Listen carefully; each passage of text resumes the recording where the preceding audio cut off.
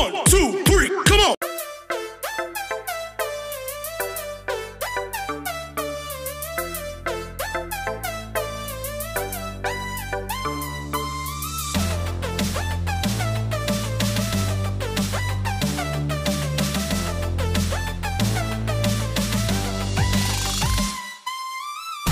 Halo, assalamualaikum. Di video kali ini gua akan sharing penanganan burayak ketika mengalami sakit ataupun gejalanya. Nah, ini banyak yang terjadi di breeder pemula yang nggak tahu gimana cara penanganannya sehingga burayak bahkan ada yang mati massal. Jadi buat yang pengen tahu gimana kelanjutannya, jangan lupa untuk follow Instagram gua dan untuk subscribe channel YouTube ini. Nyalakan loncengnya, subscribe, oke?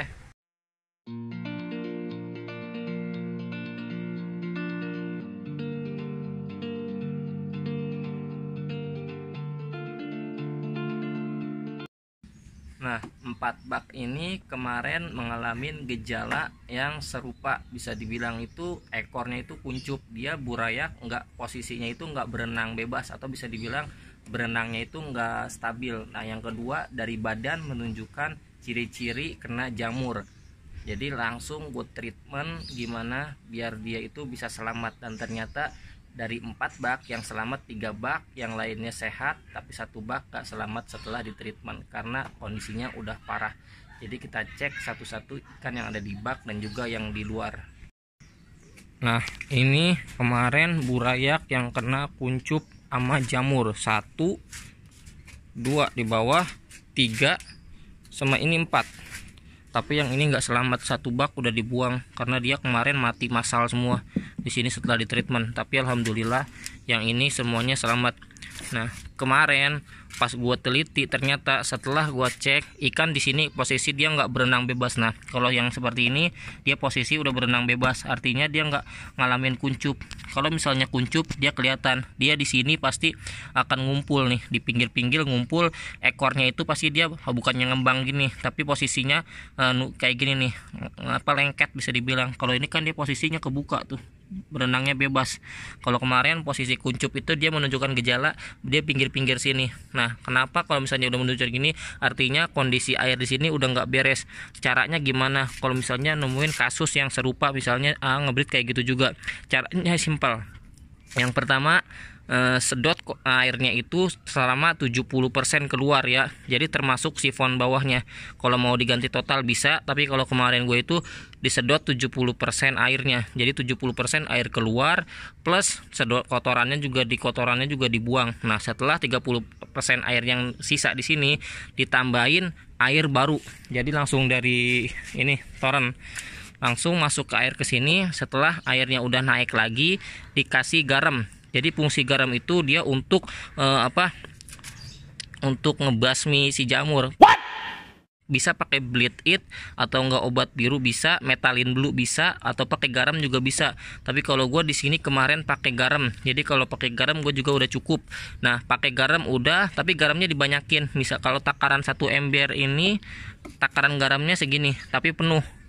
Diaduk-aduk sampai dia larut. Setelah itu dikasih ketapang pekat. Fungsinya itu biar airnya itu dia stabil, dan yang kedua itu si jamurnya itu bisa mati atau enggak ngerontokin yang di badannya itu. Karena kalau misalnya kurang pakai garam, jamurnya akan lama. Pakai metalin blue juga bisa, tapi posisi kemarin gue pakai garam, alhamdulillah dia selamat. Nah, kalau misalnya nemuin kasus kena jamur ataupun kuncup, langsung gerak cepat di tanganin atau enggak di treatment. Jadi dia biar itu penyakit gak nyebar ke yang lain. Nah, ini sama kemarin semuanya di dalam dikasih treatment sama serupa biar mencegah kena penyakit atau enggak ketular dari bak yang udah terkena. Nah, ini aman tuh, nih sama tuh. Jadi kita cek yang di luar seperti apa kondisinya. Nah, ini yang di luar nggak pakai yang di dalam ya, jadi ini nggak pakai treatment yang di dalam. Kalau yang di dalam dia dikuras total 70%, dikasih garam sama ketapang pekat. Kalau yang di luar ini cukup disemprot air, tapi dengan catatan rutin disemprot air. Kenapa rutin? Karena posisinya ini langsung terbuka ke atas, jadi nggak pakai paranet dan juga nggak pakai alas, nggak pakai atapnya juga, jadi posisi langsung kena matahari. Kalau kena posisinya di luar, dia ada lumut seperti ini, dia aman ya. Jadi posisinya lumut ini tinggal dibuang aja. Kalau misalnya udah dibuang, nanti dia nimbul lagi. Tapi kalau misalnya udah nimbul lagi, tinggal dibuang aja. Posisinya ngaruh nggak kena burayak atau enggak, gimana nanti kondisi ikannya sehat atau enggak. Kondisinya itu sehat ya, karena ini nggak berbahaya. Jadi dia nggak ngebuat si ikan itu sakit. Kalau posisinya kayak gini, tinggal dibuang aja kayak gini tuh. Karena ini udah posisinya tebal, jadi jangan sampai dia nutupin permukaan air, karena itu nanti ikan juga nggak bisa bebas untuk tenggak buat hirup oksigennya dia, atau enggak untuk bernapasnya. Nah, tinggal dibuang seperti ini aja udah cukup. Nah, ini kalau yang posisi seperti ini tinggal disemprot aja, jadi rutin disemprot biar airnya itu posisinya itu terus netral ya. Jadi biar itu kotorannya di dalam nggak jadi amoniak, karena kalau misalnya jadi amoniak bahaya ke ikan. Nah, ini yang kemarin dipanen 1 bak ini udah dapat 100-an ekor. Ini sisanya belum dipanen lagi, masih mutasi lagi tuh. Nah, ini juga sama tuh, ini posisinya baru mutasi juga sama tuh. Ini juga sama, ini rata ntar panennya, karena ini di breednya bedanya jaraknya cuma seminggu doang tuh. Nah, kalau kayak gini kepadatan ya. Nah, kalau misalnya ini kepadatan, kenapa dibilang kepadatan? Kalau lihat di sini ada buihnya. Nah, buih seperti ini menunjukkan ikan itu padat. Jadi oksigen yang larut di air ini kurang. Jadi fungsinya itu nanti ini besok akan ditambahin air lagi, dan yang udah notol-notol akan dibotolin. Jadi biar kepadatan di sini tuh berkurang. Jadi seperti itu. Kalau kepadatan nanti dia fungsinya itu enggak nanti pertumbuhannya itu dia akan lambat ya. Kalau misalnya kepadatan itu udah gue bahas di video sebelumnya. Nah, yang ini dia aman. Kenapa aman? Dia nggak menunjukkan buih. Kalau misalnya di sini dia ada buih tuh.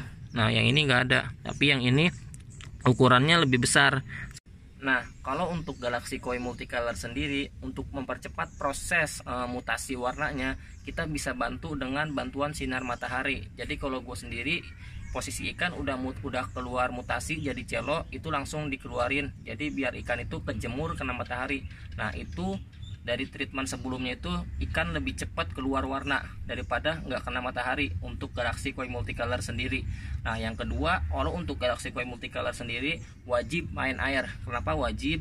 Karena kalau misalnya gue semprot tiap hari tiap sore, itu pasti nanti proses mutasinya lebih cepat keluar ya. Itu nggak tahu kenapa, tapi ini udah gue pakai caranya itu dari awal gue ngebreed ikan Galaxy Multicolor lebih cepat ya. Jadi buat bisa dicoba treatment yang gue pakai, bisa pakai bantuan matahari dan juga main air wajib, tinggal disemprot aja, kotorannya keluar, proses mutasi ikan juga lebih cepat keluarnya. Nah, ini female kemarin yang lagi di treatment biar ngefull telur. Nah, tuh, ini femalenya tuh. Ini posisi ikan Multicolor Galaxy. Nah, ini tuh belum full telur, tapi dia udah perutnya udah gede, udah kenyang makan. Jadi posisi ikan itu makan terus, jadi biar dia itu lebih cepat ngisi telur. Nah, kalau udah seperti ini, kita tunggu aja 1 minggu dia udah full telur banget. Jadi fungsinya itu lebih cepat, lebih mantap buat ngisi telur tuh. Nah, yang udah nonton terima kasih banyak. Jangan lupa untuk subscribe channel YouTube ini, dan jangan lupa untuk follow Instagram gua untuk support terus channel ini. Terima kasih banyak yang udah nonton. Wassalamualaikum. Salam breeder dan salam seller sukses.